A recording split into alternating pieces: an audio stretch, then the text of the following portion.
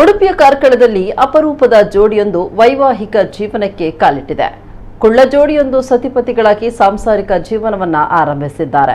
4 ಅಡಿ ಎತ್ತರದ ಹಿರಿಯಡ್ಕ ನಿವಾಸಿ ಶ್ರೀಕೃತಿಯನ್ನ 4 ಅಡಿ ಎತ್ತರದ ವರ ಹರ್ಷಿತ್ ಕುಮಾರ್ ವಿವಾಹವಾಗಿದ್ದಾರೆ. ಕಾರ್ಕಳ ತಾಲೂಕಿನ ಜೋಡು ರಸ್ತೆಯ ಕುಲಾಲ ಸಭಾಭವನದಲ್ಲಿ ನಡೆದ ಅಪರೂಪದ ವಿವಾಹಕ್ಕೆ ಸಾಕಷ್ಟು ಮಂದಿ ಸಾಕ್ಷಿಯಾಗಿದ್ರು. ಡಾನ್ಸ್, ಹಾಸ್ಯ ಮದುವೆಯ ಸಂಭ್ರಮವನ್ನ ಇಮ್ಮಡಿಗೊಳಿಸಿತು.